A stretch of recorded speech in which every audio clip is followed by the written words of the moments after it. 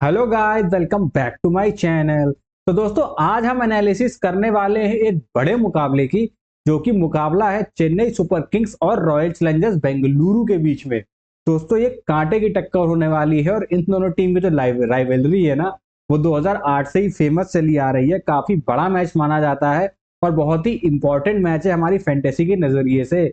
बात करें इन टीमों की ना, तो एक टीम ऐसी है इसमें से जिसका इस वेन्यू पे ना धुआंधार रिकॉर्ड है, पोजीशन के सामने धुआंधार रिकॉर्ड है।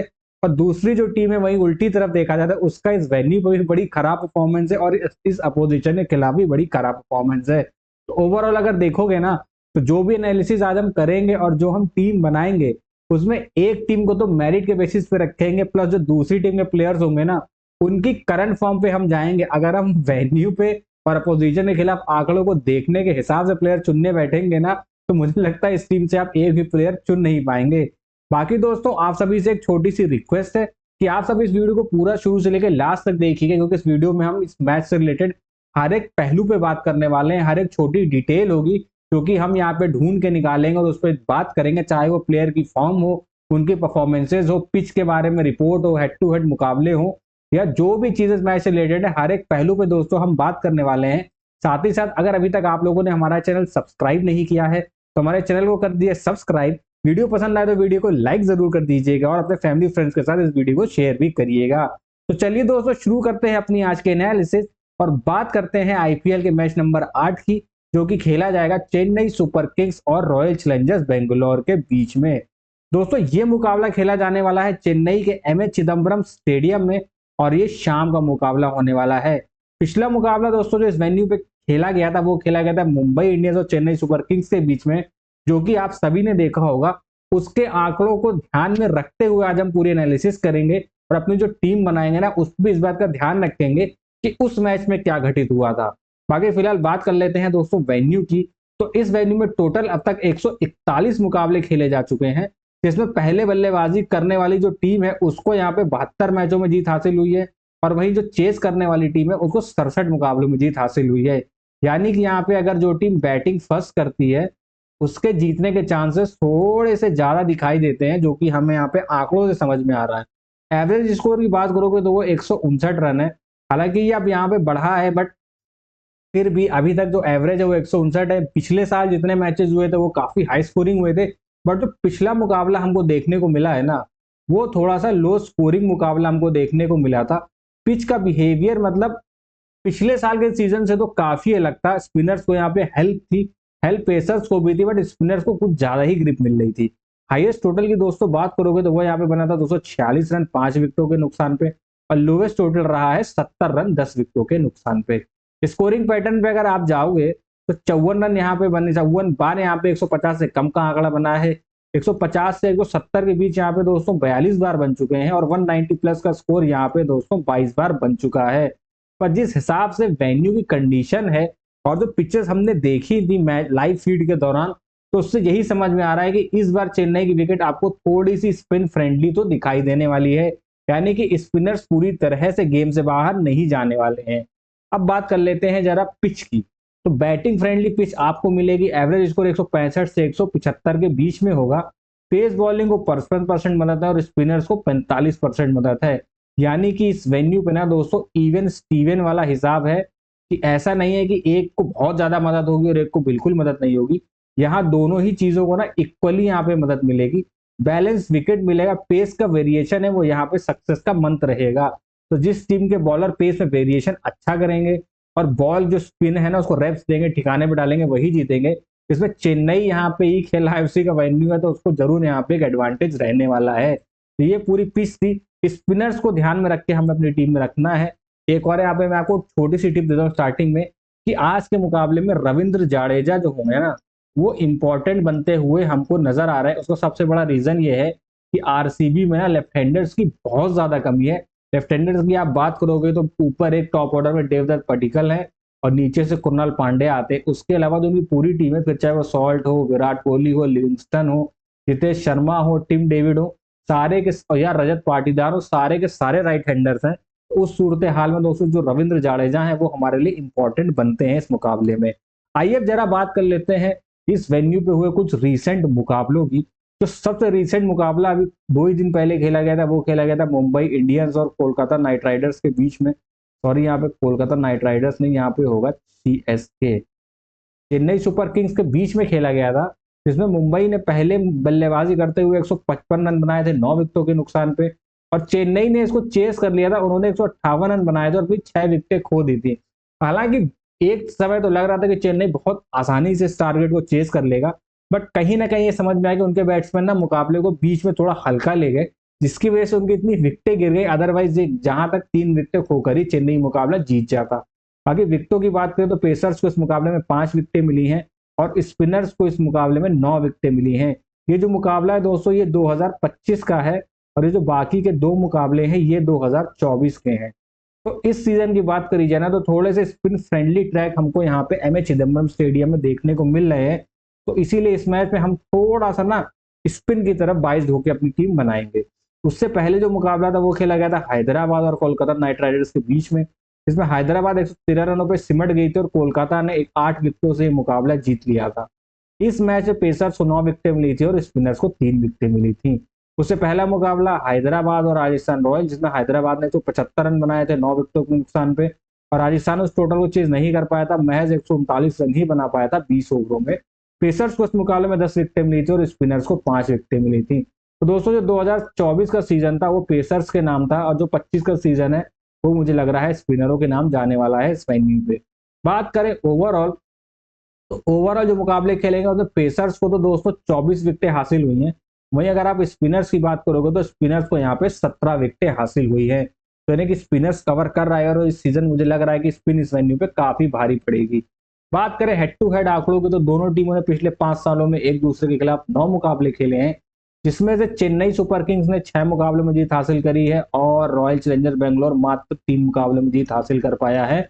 और इन 3 मुकाबलों में पिछले साल का वो इंपॉर्टेंट गेम भी था जिसमें कि मुझे लगता है कि यश दयाल बॉलिंग करा रहे थे, एमएसडी ने एक चक्का लगाया और वहां पे बॉल खो गई, जिसके चलते उन्हें सूखी बॉल मिली और उन्होंने चेन्नई को मैच हरा के टूर्नामेंट से ही बाहर कर दिया था।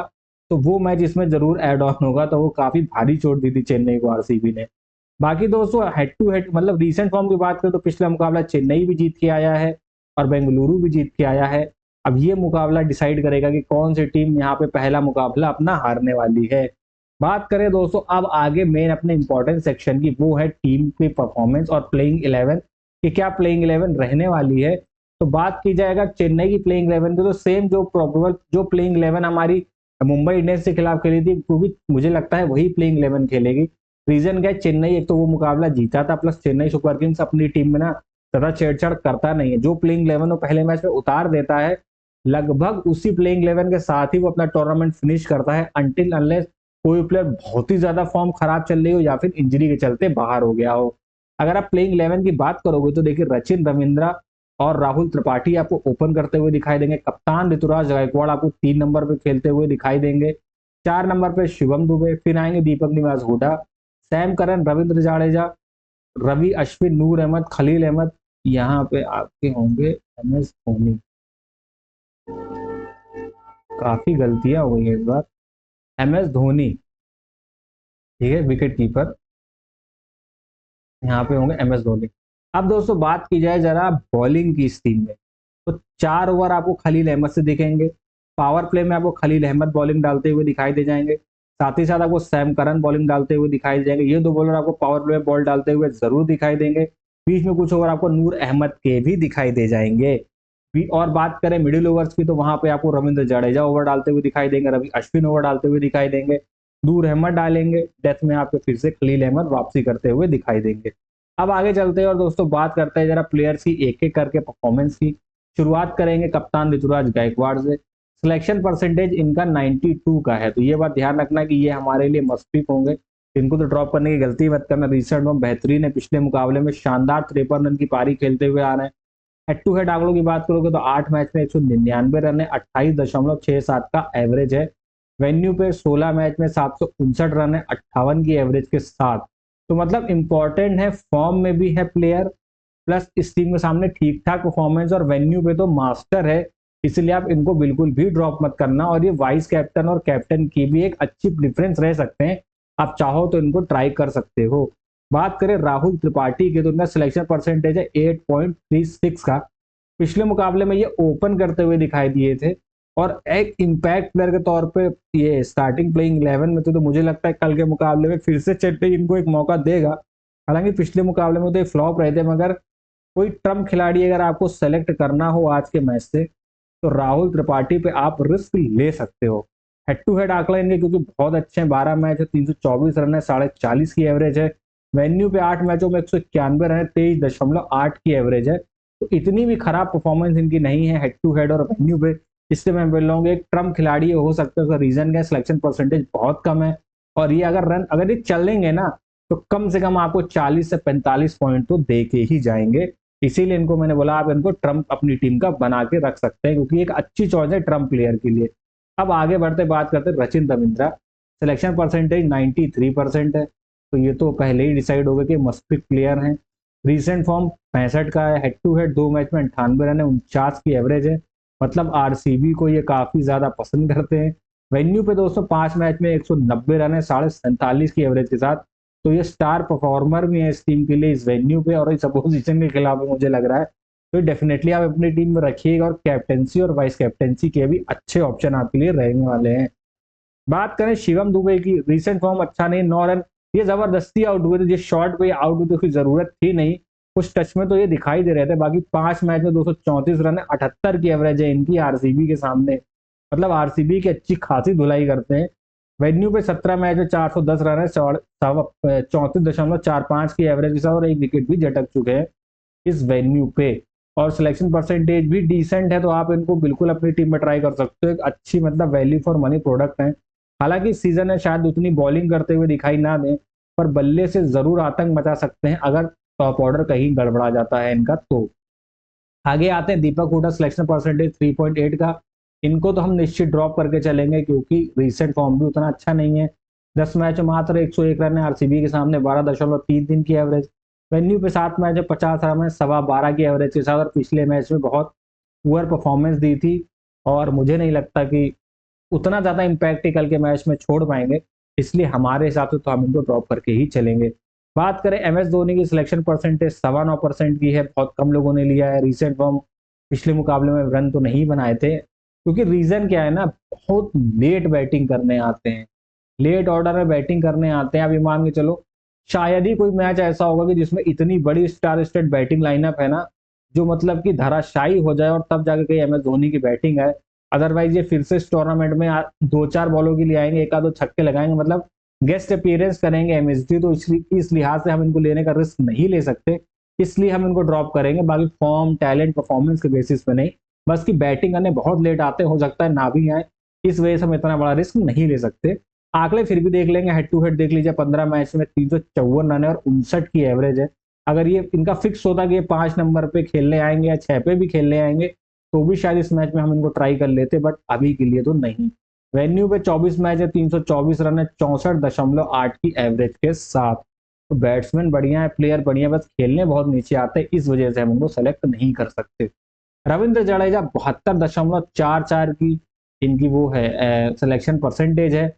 और आज के मैच में ना ये बहुत इंपॉर्टेंट प्लेयर साबित हो सकते हैं मेरे हिसाब से, मेरी गणित के हिसाब से। रिसेंट फॉर्म बल्ले से 17 रन है, हालांकि पिछले मैच में विकेटलेस गए थे। 18 मैचों में 230 रन है, 23 की एवरेज और 18 विकेट झटक चुके हैं आरसीबी के सामने। यानी कि ऑन एवरेज हर मैच में ये एक विकेट तो चटकाते ही चटकाते हैं।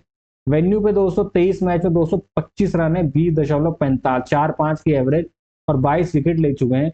तो एक विकेट तो ये चटकाएंगे चटकाएंगे। प्लस आरसीबी की टीम में राइट हैंडर से स्टडेड है, राइट हैंडर्स बहुत है उसमें, तो उनके लिए थ्रेट हो सकते हैं डेफिनेटली। तो कल के मैच में आप चाहो तो उनको अपनी टीम में ट्राई कर सकते हो एज अ बॉलर। ठीक है, बैटिंग से नहीं पर बॉलर से तो आप इनको रख सकते हो। अगले हैं रविचंद्रन अश्विन, 28.32 की है इनकी सिलेक्शन परसेंटेज। एक विकेट चटकाया था पिछले मुकाबले में। हेड टू हेड 16 मैच में 13 विकेट हैं, 28.54 की बॉलिंग एवरेज के साथ। और वेन्यू पे 9 मैच में 210 विकेट चटका चुके हैं, 25.5 की बॉलिंग एवरेज के साथ। प्लेयर नो डाउट बहुत अच्छे हैं, इनके टैलेंट पे तो कोई शक नहीं है, रिसेंट फॉर्म भी ठीक ठाक है, बट आरसीबी के सामने उतने अच्छे आंकड़े हैं नहीं। और पिछले मैच में भी एक ही विकेट चटकाई थी, तो कल के मैच में आप चाहो तो इनको ना ड्रॉप करके चल सकते हो। बाकी ये रिस्की पिक है, इनको मैं आपके ऊपर छोड़ता हूँ, अगर आपकी टीम में फिट हो रहे हैं तो आप कर सकते हो, अदरवाइज नहीं, क्योंकि सामने वाली टीम में उतना लेफ्ट हैंडर्स नहीं है कि इन पे इतना ज्यादा बड़ा दावकल खेला जाए। बात करें सैम करन की तो 23.29% है, रिसेंट फॉर्म 4 रन बॉलिंग से कोई विकेट नहीं, 7 मैच में 56 रन है 11 की एवरेज के साथ और 7 विकेट हैं आरसीबी के सामने। 4 मैच में 59 रन है 29.5 की एवरेज के साथ और वेन्यू पे 1 विकेट है। आरसीबी के सामने ऑन एवरेज इनका रिकॉर्ड भी एक मैच में 1 विकेट का है, बट ये कुछ आउट ऑफ फॉर्म नजर आ रहे हैं। हालांकि एक मैच से जज करना उतना वो सही रहेगा नहीं, तो बात फिर घूम फिर के वही पड़ जाएगी ना कि या तो आप खलील अहमद को ट्राई करो या आप सैम करन के साथ जाओ, क्योंकि ये वेन्यू जो है ना स्पिनर्स फ्रेंडली है, स्पिनर्स को यहाँ पे ज्यादा तवज्जो दोगे। और अभी आपके पास नूर अहमद बाकी है, तो स्पिनर्स भी हैं, आप रविंद्र जडेजा ले रहे हो एज अ बॉलर, फिर नूर को आप ड्रॉप कर नहीं सकते। खलील अहमद ने 3 विकेट चटकाए हैं और आरसीबी के सामने इनका रिकॉर्ड भी अच्छा है, इस वजह से सैम करन को हम आज के मैच में ड्रॉप करके चलेंगे अपनी टीम से। बाकी एक आधा किसी ग्रैंड लीग की टीम में आप रिस्क लेना चाहो तो ले सकते हो। सिलेक्शन परसेंटेज 63 का है, रिसेंट फॉर्म 3 विकेट चटकाए थे एमआई के सामने पिछले मुकाबले में। हेड टू हेड देखें तो 4 मैचों में 7 विकेट हैं, 21.22 का बॉलिंग एवरेज है। वेन्यू पे भी अब 6 मैच में 8 विकेट हो गई 21.7 के बॉलिंग एवरेज के साथ। अच्छे फॉर्म में लग रहे हैं, अच्छे रिदम में लग रहे हैं, तो कल के मुकाबले में ये वाइस कैप्टेंसी की भी अच्छी चॉइस बन सकते हैं और आरसीबी वालों के लिए एक थ्रेट भी हो सकते हैं। बट एक चीज ध्यान रखना, अगर आप खलील अहमद को अपनी टीम में रख रहे हो तो फिर विराट कोहली या फिल सॉल्ट में से किसी एक को आपको डेफिनेटली ड्रॉप करके चलना है, क्योंकि खलील अहमद आपको कम से कम 3 ओवर पावर प्ले में डालते हुए दिखाई देंगे। तो अगर खलील अहमद को आपने टीम में लिया है और आप ये मान के चल रहे हो कि भाई ये विकेट झटकेंगे, तो ओपनर तो ये कि लेके ही जाने वाले हैं, इसलिए थोड़ा सा ध्यान में रखिएगा कि top 3 Virat Kohli, Phil Salt और देवदत्त पडिक्कल, इनमें से आपको किसी ना किसी को तो ड्रॉप करके चलना पड़ेगा। आगे बात करें नूर अहमद की, सिलेक्शन परसेंटेज 78 का ही, आगे जाते जाते ना 88 तक तो जाने ही वाला है। रिसेंट फॉर्म 4 विकेट चटकाई थी एमआई के सामने, हेड टू हेड 3 मैच में 4 विकेट इनके नाम है, 26.25 की बॉलिंग एवरेज के साथ। वेन्यू के 2 मैच में अब 5 विकेट हो गई है 9.4 के बॉलिंग एवरेज के साथ, तो ये मस्ट पिक की कैटेगरी में आते हैं। नेथन एलिस सिलेक्शन परसेंटेज 12.46 का है, पिछले मैच में 1 विकेट इन्होंने झटकी थी। हेड टू हेड 1 मैच में 1 विकेट, 41 का बॉलिंग एवरेज। वेन्यू पे 1 मैच में 1 विकेट है, 38 का बॉलिंग एवरेज है। ये चीज ध्यान रखना, पिछले मैच में ये 13वें ओवर के बाद बॉलिंग कराने आए थे, तो डेथ में ये बॉल डालेंगे ही डालेंगे, इनके चांसेस ज्यादा बनते हैं। हाँ, अगर चेन्नई पहले बॉलिंग करा रहा है तो उस कंडीशन में आप नाथन एलिस के साथ डेफिनेटली जा सकते हो, क्योंकि जब पहले बैटिंग कर रही होगा आरसीबी, वैसे ही उनमें प्रेशर होगा, तो 13वें ओवर के बाद अगर कोई बॉलर बॉलिंग डालने आता है ना, तो उसके पास विकेट लेने के चांसेस काफी ज्यादा होते हैं। हो सकता है पथिराना अगर फिट हो जाते हैं तो पथिराना को इनकी जगह पे मौका मिल सकता है। अब दोस्तों बात कर लेते हैं जरा अपनी आरसीबी की, रॉयल चैलेंजर्स बेंगलुरु की, हमारी फेवरेट टीम अभी आ चुकी है। तो बात करें अगर आरसीबी की, तो हम इनके पुराने प्लेइंग 11 के साथ ही जाएंगे जो केकेआर के साथ उतरी थी। फिल सॉल्ट और विराट कोहली ओपन करते हुए दिखाई देंगे। 3 नंबर पे आएंगे देवदत्त पडिक्कल, 4 नंबर रजत पाटीदार, 5 नंबर जितेश शर्मा, फिर लियाम लिविंगस्टन है, Krunal Pandya, Liam Livingstone, Tim David, Yash Dayal, George Hazlewood, Rasikh Salam और इम्पैक्ट प्लेयर में Suyash Sharma. Suyash Sharma as an impact player,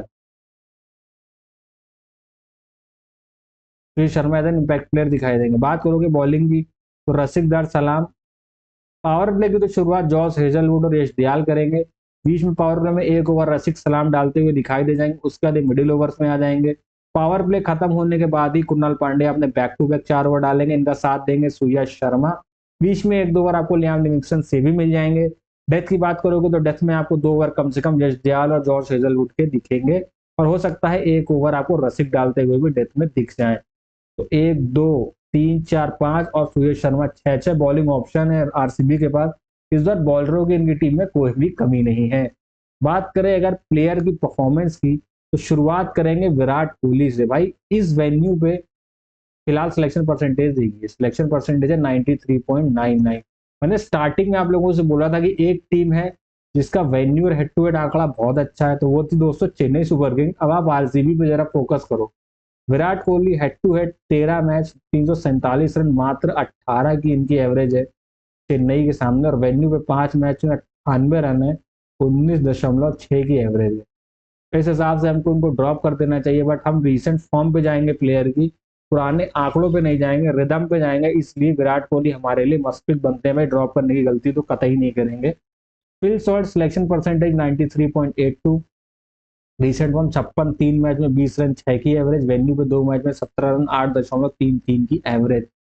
तो देखिए इन दोनों में ना कोई एक तो प्लेयर आप ड्रॉप करोगे, तो मैं सोच रहा हूँ आज फिल सॉल्ट के साथ जाऊं और विराट कोहली को ड्रॉप करने का एक रिस्क लूं। देखिए अगर आपको ग्रैंड लीग जीतनी है ना, तो एक बड़ा रिस्क तो लेना ही पड़ेगा। ऐसा कोई प्लेयर अपनी टीम में डालना पड़ेगा जिसका सिलेक्शन परसेंटेज बहुत ज्यादा लो हो, ठीक है, जिस प्लेयर का सिलेक्शन परसेंटेज बहुत ज्यादा लो हो, और ऐसे प्लेयर को ड्रॉप करना पड़ेगा जिसका सिलेक्शन परसेंटेज ना बहुत ज्यादा हाई हो। हाई वाले को आपको करना पड़ेगा ड्रॉप और लो वाले को आपको करना पड़ेगा सेलेक्ट। और तब अगर लो वाले ने परफॉर्म कर दिया और हाई वाला परफॉर्म नहीं कर पाया, उस कंडीशन में आपको ग्रैंड लीग जीतने के चांसेस बहुत ज्यादा बनेंगे। ये थी गोल्डन टिप आप लोगों के लिए। तो मैं फिल सॉल्ट के साथ जाऊंगा और विराट कोहली को ड्रॉप करूंगा। आगे बात करते हैं देवदत्त पडिक्कल की। इनका सिलेक्शन परसेंटेज बहुत कम है। रिसेंट फॉर्म मैच में 10 रन बनाए थे, 8 मैच में 240 रन, 34 की एवरेज हेड टू हेड है इनकी। और वेन्यू पे 4 मैच में 87 रन, 21 की एवरेज है। बहुत पुअर फॉर्म में चल रहे हैं, जिसके चलते हम इनको ड्रॉप करके चलेंगे। Rajat Patidar selection percentage 82, recent form 34 run कमाल का है। 3 मैच में 62 रन, 20 की एवरेज है, हेड टू हेड और वेन्यू पे भी 3 मैच में 9 रन है और 3 की एवरेज है। अब इनको ये रिस्की पिक में आपके लिए, ये तो मैं आपके ऊपर ही छोड़ूंगा। देखिए आपका मन करे तो लीजिए, आपका मन करे तो ड्रॉप करिए। रीसेंट फॉर्म पे जाएंगे तो अच्छी फॉर्म में है, पर अगर आप इन आंकड़ों के हिसाब से जाएंगे तो बहुत खराब आंकड़े हैं इस वेन्यू पे। बट इनके साथ एक एडवांटेज ये है ना कि स्पिनर को ये बहुत तोड़ते हैं और सामने वाली टीम में स्पिन हैवी है, इसलिए मुझे लगता है कि हमें रजत पाटीदार के साथ जाना चाहिए। और फिर आप पाटिकल और कोहली को ड्रॉप करके एक रिस्क लेके देखो। पाटिकल रजत पाटीदार के साथ जाओ, देखते हैं क्या होता है। बाकी रिस्की पिक है। बात करें लियाम लिविंगस्टन की, सिलेक्शन परसेंटेज 53 का, रिसेंट में 15 रन अच्छे बनाए थे। हेड टू हेड 3 मैच में 119 रन है, 39 की एवरेज के साथ, और 2 विकेट भी झटके हैं चेन्नई के सामने। वेन्यू पे 1 मैच में 40 रन है, 40 की एवरेज से, विकेट कोई भी नहीं लिया है। तो ये ना ट्रम्प है, आप चाहें तो इनको अपनी टीम में शामिल कर भी सकते हो या ड्रॉप भी कर सकते हो। प्लेयर अच्छे हैं और ये मुझे लगता है इस वेन्यू पे चलेंगे आंकड़ों के हिसाब से, तो आपको अच्छे खासे पॉइंट दे के जाएंगे। Jitesh Sharma selection percentage 15.2, recent form 0-1-7-0-2, पिछले मैच में बैटिंग आई नहीं थी। हेड टू हेड 4 मैच में 47 रन है, 15.67 की एवरेज, और वेन्यू पे 2 मैच में 21 रन है, 21 की एवरेज के साथ। इनका भी बैटिंग ऑर्डर बहुत नीचे है। मुझे लगता है कि देखिए अगर आरसीबी ज्यादा अच्छा खेल जाएगी तो जितेश शर्मा को हो सकता है बैटिंग करने का मौका ना मिले, क्योंकि लियाम लिविंगस्टन को प्रमोशन मिलेगा, फिर टिम डेविड को प्रमोशन मिलेगा, ये काफी नीचे खेलते हुए दिखाई देंगे, इसलिए मैं इनको ड्रॉप करके चलूंगा। आगे बात करते हैं कृणाल पांड्या की। भाई इनको तो मस्ट पिक है, बिल्कुल ड्रॉप मत करना, क्योंकि Krunal Pandya as a bowler पिछले मैच में 3 विकेट झटके थे और आरसीबी की वापसी भी कराई थी। सिलेक्शन परसेंटेज इसलिए इनका 83 का है, और ये वाइस कैप्टेंसी और कैप्टेंसी के भी प्रबल दावेदार हैं। Head to head 15 match 139 run, 15.44 की एवरेज है बैटिंग से, और 9 विकेट चेन्नई के सामने 15 मुकाबलों में ले चुके हैं। वेन्यू पे 10 मैचों में 47 रन बैट से बनाए हैं, 5 की एवरेज है, बट 6 विकेट ये चटका चुके हैं। मैंने बोला ना अगर आप आंकड़ों पे जाएंगे तो किसी को भी नहीं ले पाओगे, बट हम रिसेंट फॉर्म पे जाएंगे। टिम डेविड सिलेक्शन परसेंटेज 4.5, एक रिसेंट बैटिंग ही नहीं आई पिछले मैच में। बाकी हेड टू हेड 5 मैच में 63 रन है, 15.75 की एवरेज। वेन्यू पे 2 मैच में 15 रन है, 7.5 की एवरेज के साथ। और सबसे बड़ी बात है हम इनको ड्रॉप करेंगे क्योंकि प्लेयर अच्छे हैं, पर इनका बैटिंग ऑर्डर जो है ना बहुत नीचे है। तो मुझे नहीं लगता कि इनकी बैटिंग इस वेन्यू पे आएगी, और बैटिंग आएगी भी तो ज्यादा से ज्यादा 12 से 25 रन तक ये बना पाएंगे, उससे ज्यादा ही बना के मैं नहीं देंगे। Yash Dayal selection percentage 9.73, recent form 1 wicket, 5 match में 4 विकेट है चेन्नई के सामने, वेन्यू पे 1 मैच में 1 विकेट है। अब देखिए यश दयाल और जॉस हेजलवुड, इन दोनों में से किसी एक के साथ आप जा सकते हैं, तो मैं दयाल को ड्रॉप करके चलूंगा और जॉस हेजलवुड हमारी मस्ट पिक होंगे, क्योंकि बॉलर काफी अच्छा है। सिलेक्शन परसेंटेज 81 का है, रिसेंट फॉर्म कमाल का है, 2 विकेट झटके थे पिछले मैच में, 3 होते अगर वो क्विंटन डिकॉक का कैच हो गया होता तो वो आउट होते, उसका नारायण का भी विकेट लेके जाते। हालांकि आउट इन्होंने ही किया डिकॉक को, बट फिर भी यहाँ पे 3 विकेट हो सकते थे, क्योंकि वो एक कैच ड्रॉप हुआ। अगर उस टाइम पे क्विंटन डिकॉक आउट हो जाते तो हो सकता है उसके अगली बॉल पे, जिस बॉल पे दोबारा क्विंटन डिकॉक आउट हुए, उसके अगली बॉल पे देवदत्त पडिक्कल या फिर सुनील नारायण में से कोई एक भी आउट, सॉरी रहाणे या सुनील नारायण में से कोई एक भी आउट हो सकता था। फिलहाल के लिए तो 2 ही विकेट हैं। हेड टू हेड 2 मैच में 2 विकेट, 26 की बॉलिंग एवरेज है। वेन्यू पे इनका कोई भी आंकड़ा नहीं है, तो ये इंपॉर्टेंट प्लेयर हैं, इनको आप अपनी टीम में डेफिनेटली रखिएगा। क्योंकि इनकी लाइन और लाइन बहुत पक्की है और ये ओपनर्स को ना बहुत ज्यादा ट्रबल करने वाले हैं। बात करें रसिक सलाम की सिलेक्शन परसेंटेज 7.05 का है। तो रीसेंट विकेट फॉर्म है, एक विकेट चटकाया है, पिटाई इनकी बहुत ज्यादा होती है। हेड टू हेड एक मैच खेला है सीएसके के सामने, कुछ भी हासिल नहीं किया है। ये पावर प्ले में और 1 से 11 ओवर के बीच में आपको बॉलिंग करते हुए दिखाई देंगे। मतलब मान के चलो 3 से 11 ओवर के बीच में आपको 4 ओवर डालते हुए दिखाई देंगे। और ये इंपॉर्टेंट फेज होता है और ये जब भी बॉलिंग कराने आते एक आध विकेट झटक के जाते हैं। तो जो रिस्क लेने की मैं बात कर रहा था ना कि किसी लो सिलेक्शन परसेंटेज वाले को हमें डालना है टीम में, तो वो रसिक सलाम होंगे कल के मुकाबले के लिए। अगर ये खेलते हैं ना तो इनको डेफिनेटली आप अपनी टीम में शामिल कर जरूर लीजिएगा एक रिस्क लेने के लिए। सीवीसी मत करना बट टीम में रख सकते हो। तो ये शर्मा सिलेक्शन परसेंटेज 7.38, एक विकेट झटका था इन्होंने। 2 मैच में एक विकेट है, 58 के एवरेज के साथ चेन्नई के सामने, और वेन्यू पे एक मैच खेला है, कोई विकेट नहीं है। पिटाई बहुत हुई थी पिछले मैच में। अब बॉलर हालांकि काफी अच्छे, पर चेन्नई के बैट्समैन खेलते भी लेग स्पिन अच्छे हैं और सामने वाली टीम लेफ्ट हैंडर्स काफी है, चाहे रचिन रविंद्रा हो, शिवम दुबे हो, आपके क्या बोलते रविंद्र जाडेजा हो। तो मतलब इतना कोई हवा होगा नहीं, इनका इनकी पिटाई भी हो सकती है, इस वजह से हम इनको ड्रॉप करके चलेंगे। ये तो था दोस्तों पूरा का पूरा प्लेयर का एनालिसिस, किसको लेना है, किसको ड्रॉप करना है, किसको रिस्क लेना है, कौन इंपॉर्टेंट है, हर एक पहलू पे हमने बात कर ली है। अब जरा नजर मार लेते हैं वेन्यू के मास्टर्स के ऊपर। तो ऋतुराज गायकवाड़ 5 मैचों में 72 की एवरेज, 158 के स्ट्राइक रेट के साथ। डेवन कॉनवॉय खेल नहीं रहे हैं, अगर खेलते हैं तो क्या ही बात थी, 43.2 की एवरेज, 127 के स्ट्राइक रेट के साथ। फिर आते रचिन रविंद्रा, 5 मैचेस 38 एवरेज और 179 के स्ट्राइक रेट के साथ। तीनों के तीनों ही चेन्नई बॉयज हैं, जिसमें से 2 तो खेलेंगे ही खेलेंगे और ये आपकी मस्तिष्क भी हो सकते हैं। बॉलिंग में बात करें, नूर अहमद पिछले मैच में झंडा गाड़ दिया था, 2.5 की एवरेज, विकेट हो गई है 5.9 के इकॉनमी के साथ। पिछले मैच में 4 विकेट लिए थे और मुंबई इंडियंस को घुटनों पे ला दिया था। खलील अहमद, इन्होंने भी पिछले मैच में 3 विकेट लिए थे, इसी वजह से इस लिस्ट में अब इनका नाम है। 5 मैच पे 1.6 की एवरेज विकेट है, 7.4 का इकॉनमी। पतीशा पथिराना बहुत टाइम से झंडा गाड़ के बैठे हैं चिदम्बरम स्टेडियम में, 1.4 एवरेज विकेट, 8.3 की इकोनॉमी के साथ। तो दोस्तों ये था पूरा का पूरा एनालिसिस और हर एक पहलू। अब नजर मार लेते हैं जरा टीम पे कि क्या टीम रहने वाली है। तो देखिए, मैंने टीम की बात करें तो Phil Short as a wicket keeper, फिर विराट कोहली, रजत पाटीदार, शिवम दुबे। ऑलराउंडर में मैंने लिए रचिन रविंद्रा और ऋतुराज गायकवाड़, और ये एज अ बैट्समैन है सारे के सारे। ऑलराउंडर में रविंद्र जाडेजा और कुणाल पांड्या। बॉलिंग में जॉस हेजलवुड, खलील अहमद और नूर अहमद। तो ये पूरी की पूरी हमारी टीम रहने वाली है। जैसे फिल शॉर्ट को मैंने बनाया अपना कैप्टन और रचिन रविंद्रा को बनाया है वाइस कैप्टन। अब देखिए दोस्तों, खलील अहमद यहाँ पे ना एक प्लेयर हैं तो जिसकी वजह से हम, हो सकता है कि विराट कोहली या फिल शॉर्ट किसी एक को ड्रॉप करने का रिस्क ले सकते हैं यार। खलील अहमद शुरू के 3 ओवर, एक काम करेंगे यार, किसी को ड्रॉप नहीं कर सकते। रीजन क्या है ना कि रिसेंट में बहुत अच्छी है, बहुत खतरनाक खेलेंगे, बट ग्रैंड लीग का मामला है, इस वजह से मैं सोच रहा हूँ कि विराट कोहली को कल के मैच में ड्रॉप करके चलूंगा। इनको हम कल कर देंगे यहाँ से ड्रॉप, इनको हम ड्रॉप करने का रिस्क ले सकते हैं। उसका सबसे बड़ा रीजन क्या है ना यार कि खतरनाक, और इनकी जगह पे हम अपनी टीम में डालेंगे लियाम लिविंगस्टन, वो सही रहेंगे। लियाम लिविंगस्टन को हम अपनी टीम में डालेंगे और विराट कोहली को कर देंगे ड्रॉप, तभी हम जीएल में अच्छी रैंक ला सकते हैं। रिस्क अगर आपको लेना है ना तो आप विराट कोहली को ड्रॉप करिएगा, जरूर करिएगा। अगर विराट कोहली और फिल शॉर्ट दोनों को अपनी टीम में रख रहे हो, उस कंडीशन में आप खलील अहमद को ड्रॉप करके चलना, क्योंकि देखिए कराएंगे ये पावर प्ले में ही बॉलिंग, कम से कम 3 ओवर।